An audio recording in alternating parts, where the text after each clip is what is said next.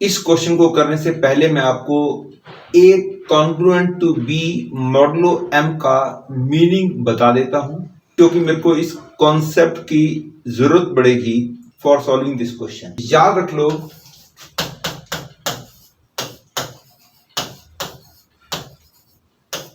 Short में हम mod बोलते हैं, पूरा नाम मॉडलो है।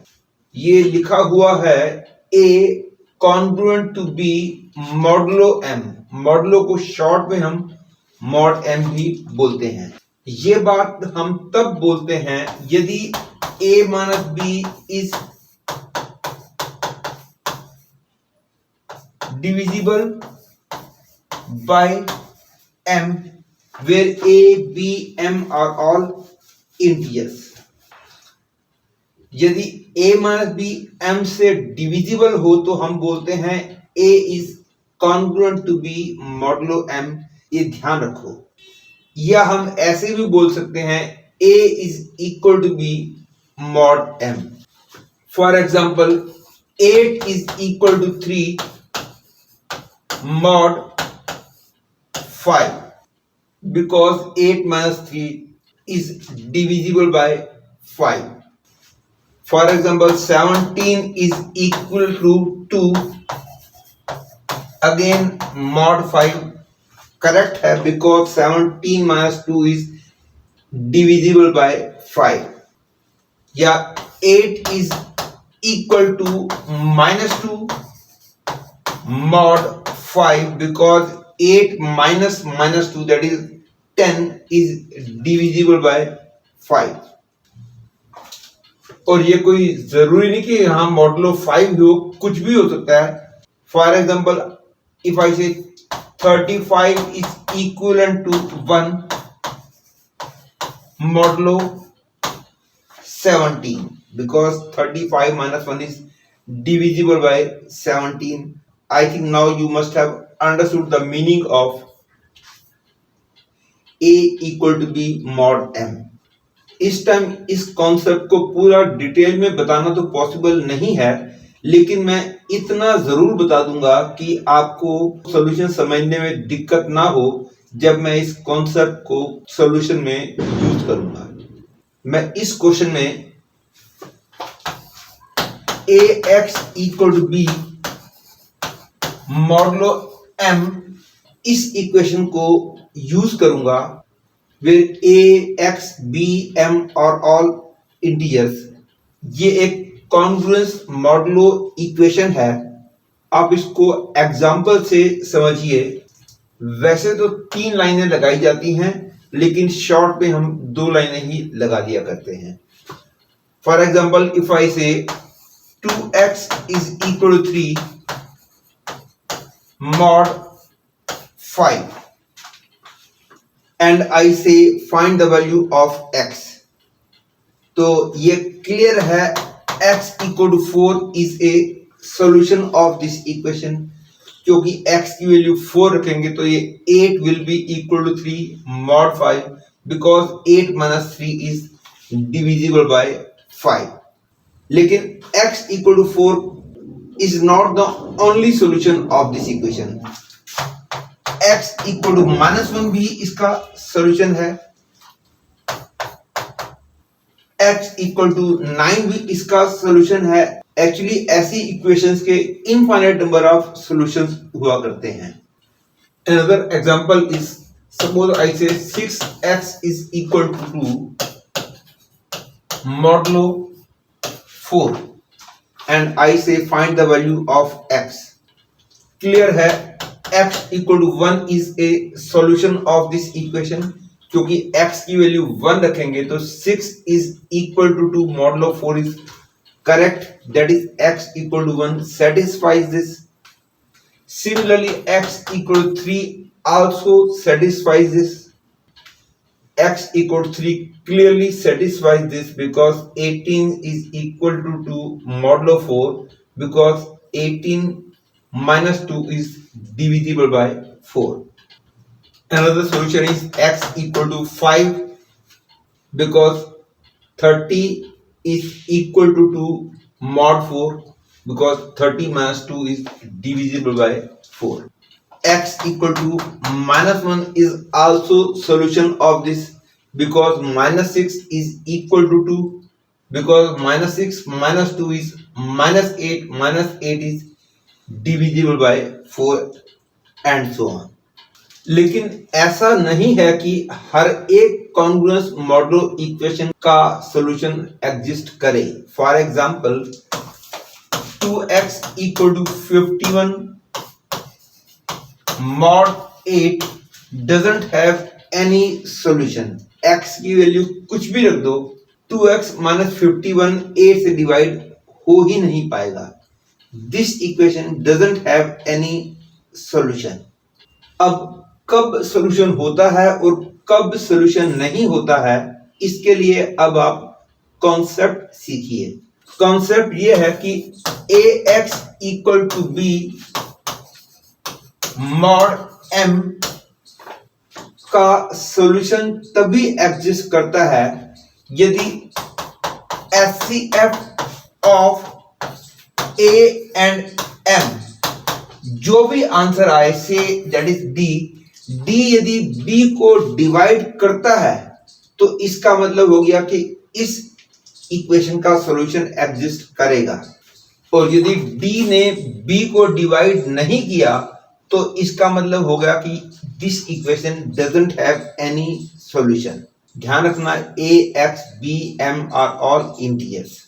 और यूजुअली क्वेश्चंस में हम 0 1 2 3 अप टू m-1 इनमें से कौन कौन सा नंबर इसका सॉल्यूशन है, केवल इनकी जरूरत पड़ती है. तो ये याद रख लो कि इस इक्वेशन के इन नंबरों में से केवल d नंबर ऑफ सॉल्यूशंस होंगे और उन सॉल्यूशंस के बीच में गैप जो है वो m/d का होगा. What I mean to say, suppose I say 2x is equal to 13 mod 7, और इस इक्वेशन का तो सॉल्यूशन जरूर होगा, क्योंकि जब भी यहां पे और यहां पे डिफरेंट प्राइम नंबर्स होंगे तो उस सिचुएशन में जब हम HCF निकालेंगे इन दोनों का, क्योंकि अभी अभी बताया था कि इन दोनों का HCF निकाला जाता है, और HCF ऑफ 2 and 7 उस केस में हमको 1 ही मिलेगा यदि ये दोनों डिफरेंट प्राइम नंबर्स होंगे. और क्योंकि उस केस में HCF 1 होगा और सॉल्यूशन तभी एग्जिस्ट करता है जब HCF जो है इसको डिवाइड कर रहा हो, और 1 तो हर एक नंबर को डिवाइड कर लेता है. तो इसलिए जब भी यहाँ पे डिफरेंट होंगे तब पक्का सॉल्यूशन एग्जिस्ट करेगा. मैंने अभी भी बताया था, क्योंकि 7 से डील कर रहे हैं तो 0 1 2 3 अप टू 6 जितना HCF होगा इनमें से उतने नंबर इसके सॉल्यूशन बनेंगे. और उन नंबरों के बीच में जो गैप होगा, दैट इज उन सॉल्यूशंस के बीच में जो गैप होगा, वो this number upon this number के बराबर होगा. दिस अपॉन दिस इज 7, तो नंबर्स के बीच में गैप 7 का होगा. ये क्लियर है. इनमें से x इक्वल 3 इसका सॉल्यूशन है, क्योंकि x इक्वल टू 3 का मतलब यहां पे 6 हो जाएगा, और 6 is equal to 13 mod 7 is correct, because 6 minus 13 is divisible by 7. और x इक्वल टू 3 इसका सॉल्यूशन आ गया, तो अगला सॉल्यूशन जो है 7/1 दैट इज 7 के बाद होगा. मतलब कि इसमें 7 ऐड कर दो तो अगला सॉल्यूशन जो है वो 10 आएगा. आप देख सकते हो x की वैल्यू 10 रखेंगे तो 20 is also equal to 13 mod 7, because 20 minus 13 is divisible by 7. And the next solution will be 17, because 17 into 2 is 34, 34 minus 13 is 21, and 21 is divisible by 7. एक बार फिर बता देता हूं कि यदि कभी ax equal to b mod m कोई equation दे रखी हो तो हम HCF of a and m निकालते हैं। सपोज वो निकलता है d। यदि d b को डिवाइड करेगा तभी सॉल्यूशन एग्जिस्ट करेगा। यदि d ने b को डिवाइड ना किया तो इस इक्वेशन का कोई सॉल्यूशन नहीं होगा। और number of solutions out of the numbers 0 1 2 3 up to m minus 1 will be d। इन नंबरों में से केवल d नंबर्स ऐसे होंगे जो इसको सेटिस्फाई करेंगे और जो भी इसके सॉल्यूशंस होंगे उनमें गैप जो है वो m अपॉन d का होगा। और एक बात और बता दूं कि यदि ax इक्वल टू b दे रखा हो, दोनों तरफ सेम नंबर से डिवाइड करना हमेशा अलाउड नहीं होता। दोनों तरफ केवल उस नंबर से डिवाइड करना अलाउड है जिसका कि m के साथ HCF 1 हो। जिस नंबर का m के साथ HCF 1 नहीं होगा उस नंबर से दोनों तरफ डिवाइड करना अलाउड नहीं होता। हाँ, वो कर सकते हो यदि कोई नंबर ऐसा है जिससे ये तीनों ही डिवाइड हो रहे हो, तब हम डिवाइड कर सकते हैं। फॉर एग्जाम्पल, इफ आई से 9x is equal to 42 mod 6 और ये क्लियर है 3 से ये भी डिवाइड हो रहा है, ये भी डिवाइड हो रहा है और ये भी डिवाइड हो रहा है, तो इसको मैं 3x इक्वल टू 14 मॉड 2 बोल सकता हूं। जो नंबर इसको सेटिस्फाई करेंगे वही नंबर इसको भी सेटिस्फाई करेंगे। या फिर 4x is equal to 26 mod 7 दे रखा हो तो मैं 2 से दोनों तरफ डिवाइड कर सकता हूं क्योंकि 2 का 7 के साथ HCF 1 है, तो इसको मैं 2x इक्वल टू 13 मॉड 7 बोल सकता हूं। लेकिन फॉर एग्जांपल इफ आई से 4x is equal to 28 mod 6, दोनों तरफ 2 से डिवाइड करना चाहूं तो मेरे को लिखना होगा 2x इक्वल टू 14 मॉड 3। ये करेक्ट है क्योंकि तीनों के तीनों 2 से डिवाइड हो रहे हैं। लेकिन मैं 4 से डिवाइड नहीं कर सकता क्योंकि केवल उस नंबर से डिवाइड कर सकते हैं जिसका कि इसके साथ HCF 1 हो या फिर तीनों के तीनों नंबर उससे डिवाइड हो रहे हों, तो फिर ये सिचुएशन आती है। लेकिन 4 से डिवाइड मैं नहीं कर सकता क्योंकि 4 का 6 के साथ HCF 1 नहीं है और 4 से तीनों डिवाइड नहीं हो रहे। ये डिवाइड वाली बात की जरूरत मेरे को इस क्वेश्चन के सॉल्यूशन में नहीं पड़ेगी, लेकिन ये बात तो मैंने केवल एक्स्ट्रा नॉलेज के लिए ही केवल बोली है। सपोज मेरे को 9x is equal to 42 mod 6 को सॉल्व करना है। ये तो मैंने अभी अभी बताया था कि तीनों जो है क्योंकि 3 से डिवाइड हो रहे हैं तो इसको मैं 3x इक्वल टू 14 मॉड 2 बोल सकता हूं।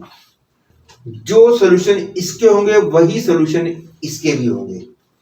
अब इसके सॉल्यूशन निकालने के लिए एक सॉल्यूशन तो केवल कॉमन सेंस से भी निकाला जा सकता है, और यदि आपको दिक्कत हो रही हो तो ऐसे भी कर सकते हो। यहां नंबर छोटा किया जा सकता है by subtracting any multiple of 2। Suppose I से 14 माइनस 14, इसको मैंने 7 से मल्टीप्लाई करके सब्ट्रैक्ट कर दिया तो I get 3x equal 0 mod 2. Clearly x equal to 0 is a solution of this. जैसा कि मैंने अभी भी बताया था कि ax equal to b mod m दे रखा हो तो number of solutions out of the numbers 0, 1, 2, 3 up to m minus 1 are always equal to HCF of a and m, or gap between the solutions is m upon this HCF I get from here. Hence, keeping this concept in mind, out of 0 and 1, only one of these will satisfy this, and clearly x equal to 0 satisfies this. और क्योंकि मैंने बताया था gap between the numbers is 2 upon HCF of 2 and 3, which is 1, that is 2. That is the gap between the numbers will be 2. Hence, if 0 is one of the solution, next solution will be 2, next solution will be 4, next solution will be 6, and so on. तो क्योंकि 9 और 6 का HCF जो है वो 3 है, तो out of 0, 1, 2, 3, 4, 5, only 3 numbers will satisfy this equation, जो कि यहां से क्लियर भी है, क्योंकि मैंने बताया था कि इसके और इसके सॉल्यूशंस सेम होते हैं। तो इसको देखते हुए इनमें से 0, 2 और 4 ने इसको सेटिस्फाई किया है, और आप देख सकते हो कि इनके बीच का गैप जो है वो 6/3 दैट इज 2 के बराबर है। तो इस क्वेश्चन में जो कॉन्सेप्ट मैं यूज करने जा रहा हूं वो है ये कि ax equal to b mod p दे रखा हो। यदि a p के बराबर ना हो तो उस केस में HCF of a and p will be surely 1, और 1 क्योंकि पक्का इसको डिवाइड कर लेगा तो इसका मतलब हो गया इस इक्वेशन का सॉल्यूशन जरूर एग्जिस्ट करेगा, और out of 0, 1, 2, 3 up to p-1 केवल एक नंबर इसको सेटिस्फाई करेगा बिकॉज ऑफ दिस 1। और इसी बात के कारण क्वेश्चन में जो p दे रखा है, p एक ऑड प्राइम नंबर दे रखा है, और यदि p की वैल्यू 2 होगी तो क्वेश्चन ही कुछ नहीं बचेगा। इस क्वेश्चन में कहा गया है late p be an odd prime number and tp be the following set of 2x2 matrices defined here, and the first question is the number of a in tp such that a is either symmetric or both, and determinant of a is divisible by p। ये वाला part तो बिल्कुल ही आसान है।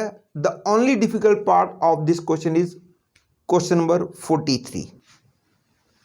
यहां पे ए दे रखा है ए बी ए सी, और ए बी सी तीनों की वैल्यू 0, 1, 2 अप टू p-1 इनमें से ही कोई ना कोई है। पहले हम बात करते हैं number of symmetric matrices whose determinant is divisible by p। फिर हम बात करेंगे number of skew symmetric matrices which are divisible by p। फिर हम बात करेंगे those matrices which are both symmetric and skew symmetric. Symmetric होने के लिए ए बी सी, ए में बी और सी का इक्वल होना ज़रूरी है। तो फर्स्ट रेस्ट्रिक्शन तो ये हो गई कि इन दोनों को बराबर होना चाहिए। सेकंड रेस्ट्रिक्शन ये है कि इसके डिटरमिनेंट को P से डिवाइड हो सकना चाहिए। यदि B और C बराबर कर दिए जाएं तो ये बन जाएगा A B B A, और तब इसके डिटरमिनेंट की वैल्यू हो जाएगी A square minus B square, that is A plus B into A minus B। और ये P से डिवाइड तभी हो पाएगा यदि इसकी वैल्यू लैम्डा P वाली फॉर्म में हो, where lambda is some integer. यदि ये 0 बन जाए तब तो P से पक्का डिवाइड हो जाएगा। मतलब कि यदि A और B बराबर हो जाएं तब तो ये P से डिवाइड ज़रूर हो जाएगा, और यदि ये A और B बराबर ना हुए तो जब मैं इसको P से डिवाइड करूंगा तो P को पूरा का पूरा इसको ही कैंसिल करना होगा। P इसको तो कैंसिल कर ही नहीं सकता, क्योंकि दोनों की वैल्यू इनमें से कोई है, तो इन दोनों का डिफरेंस P 2P 3P वगैरह तो हो ही नहीं सकता। तो इसलिए यदि A और B अनइक्वल हैं तब तो इसको P से डिवाइड होने के लिए A प्लस B को ही P से डिवाइड होना होगा। तो उस सिचुएशन में A प्लस B की वैल्यू तो केवल P ही हो पाएगी, क्योंकि 2P 3P वगैरह तो हो ही नहीं सकते, क्योंकि A और B इन्हीं में से है। तो दोनों की वैल्यू ज़्यादा से ज़्यादा P-1 तक हो सकती है, तो 2P तो ये बन ही नहीं पाएगा। तो A प्लस B यदि P बन गया तो उस केस में इसका डिटरमिनेंट जो है P से डिवाइड हो जाएगा। तो फाइनल कंक्लूजन ये निकला कि इसका डिटरमिनेंट P से डिवाइड तब हो पाएगा यदि ये बराबर हो जाए या A प्लस B P हो जाए।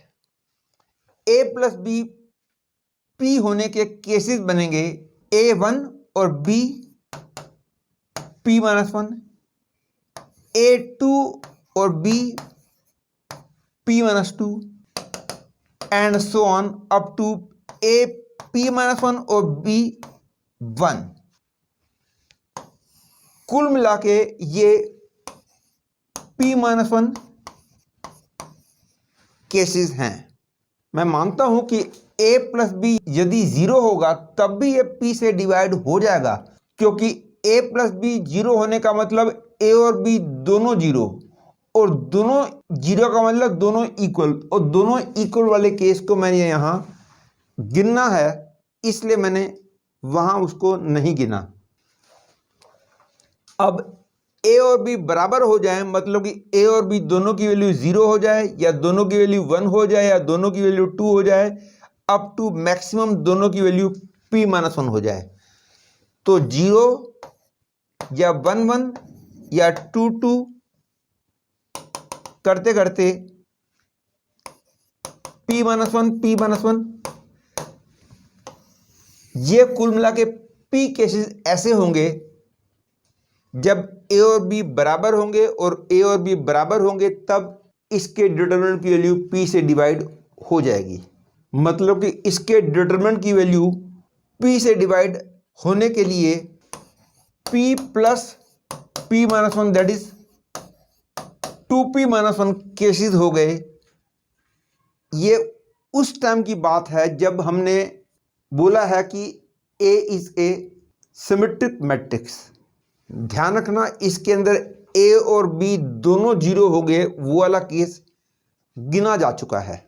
अब नेक्स्ट केस है यदि A क्यू सिमेट्रिक हो। क्यू सिमेट्रिक होने के लिए इन दोनों को एक दूसरे का नेगेटिव होना होगा, लेकिन ये दोनों एक दूसरे के नेगेटिव तो हो ही नहीं सकते, क्योंकि A B C सब के सब इनमें से हैं, और स्क्यू सिमेट्रिक में यहाँ तो 0 ही होते हैं, और ये दोनों एक दूसरे के नेगेटिव हों ये तभी हो पाएगा जब दोनों 0 हो जाए। दोनों 0 हों, ये तो 0 होता ही है इन स्क्यू सिमेट्रिक मैट्रिक्स, तो इनकी हेल्प से केवल स्क्यू सिमेट्रिक मैट्रिक्स जो बनेगी वो है 0 0 0 0, और ये तो सिमेट्रिक भी है और स्क्यू सिमेट्रिक भी है। तो इसको तो मैं सिमेट्रिक मैट्रिक्स में गिन ही चुका हूं। एज ए होल मेरे को मिला कि 2p-1 मैट्रिक्स ऐसी होंगी जो इन गिवन कंडीशंस को सेटिस्फाई करेंगी। Hence the correct choice is D. अब ये क्वेश्चन नंबर 43 जो है that is the best and difficult part of it. इसमें बोला गया है number of a in TP such that trace of A is not divisible by p. ध्यान रखना, a matrix was of the form a B c ए।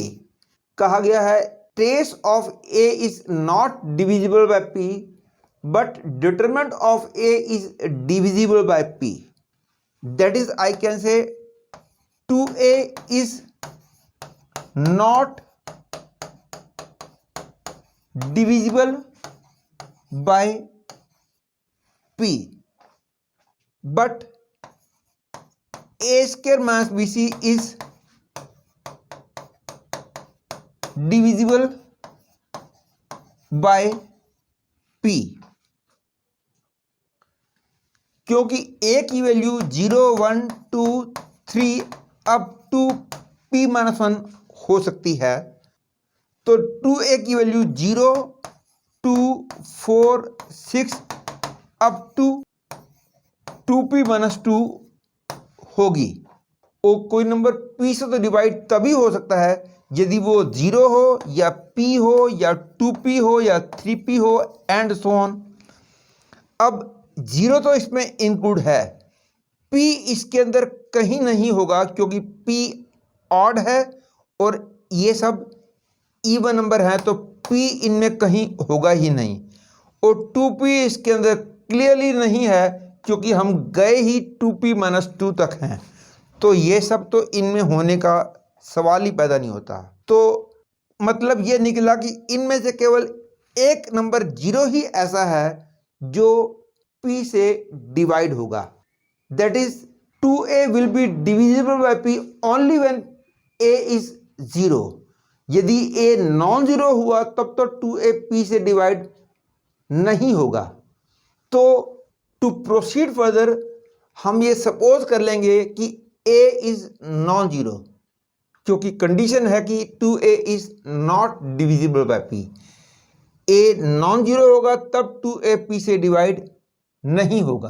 अब next part is a square minus B C is divisible by p। और अब जो है ए congruent to B modulo m वाला जो concept बताया था उसका अब यूज आएगा, क्योंकि कहा गया है कि a square minus B c must be divisible by p। That is I can say a square is equal to B c mod p, or I can say bc is equal to a square mod p। और क्योंकि a non zero है तो a square minus B C divisible by p होने के लिए b और c को तो नॉन जीरो होना ही होगा, क्योंकि b और c में से कोई भी एक जीरो हो गया तो a स्क्वायर बचेगा और a स्क्वायर तो b से डिवाइड हो ही नहीं सकता, क्योंकि a की वैल्यू 0 से लेकर p-1 तक है। तो कंक्लूजन ये निकला कि a b c तीनों ही नॉन जीरो हैं, और तीनों नॉन जीरो हैं तो a b c की वैल्यू 1 2 3 अप टू p-1 तक हो सकती है। और अब जो है a congruent to b modulo m वाला जो कॉन्सेप्ट मैंने शुरू में बताया था अब उसका यूज आएगा। a square minus B C is divisible by p का मतलब हो गया कि a square is equal to B C mod p, that is B C is equal to a square mod p।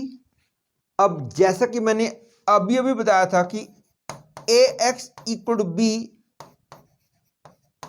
Mod p यदि कोई equation दे रखी हो तो तब जरूर होता है यदि p प्राइम हो और ए पी से डिफरेंट हो, क्योंकि यदि पी प्राइम होगा और ए और पी डिफरेंट होंगे तो उस केस में HCF of A and P पक्का 1 आएगा, और 1 तो इसको डिवाइड कर ही लेगा, तो इसका मतलब हो गया तब इसका सॉल्यूशन ज़रूर एग्जिस्ट करेगा। और इस 1 का मतलब ये भी निकला कि 0 1 2 अप टू p-1 में से केवल एक ही नंबर ऐसा होगा जो इसको सेटिस्फाई करेगा। ये सब बातें मैंने अभी शुरू में ही बताई थी। अब यहां से क्लियर है कि ए और बी की वैल्यू 1 2 3 अप टू p-1 इनमें से कोई भी ले लूं, एग्जैक्टली एक वैल्यू सी की ऐसी जरूर निकलेगी जिसके लिए B C will be equal to A square mod P, that is B C minus A square will be divisible by P, and B C minus A square is divisible by P का मतलब determinant of A is divisible by P. तो A के लिए p-1 choices हो गई, B के लिए भी p-1 चॉइसेस हो गई, और इनमें से केवल एक ही नंबर ऐसा होगा जो इसको सेटिस्फाई करेगा for every value of A and B. Hence number of ways in which A B C can be chosen is p-1 into p-1 into 1, that is p-1 square. Hence C is the correct choice for this part. And the last part is, अब ये वाला part तो बिल्कुल ही अब आसान है। The number of A in TP such that determinant of A is not divisible by P. तो हमने वो केसेस तो निकाल ही लिए हैं जब determinant of A is divisible by P, तो टोटल नंबर ऑफ केसेस में से उन केसेस को सब्ट्रैक्ट कर देते हैं जिनमें कि determinant of A divisible by P है, तो I will get the answer of this question. 43 में मैंने उन केसेस की बात की है जबकि trace of A is not divisible by P and determinant of A is divisible by P. अब मैं उन केसेस की बात कर लेता हूं जब trace of A is divisible by P and determinant of A is also divisible by P.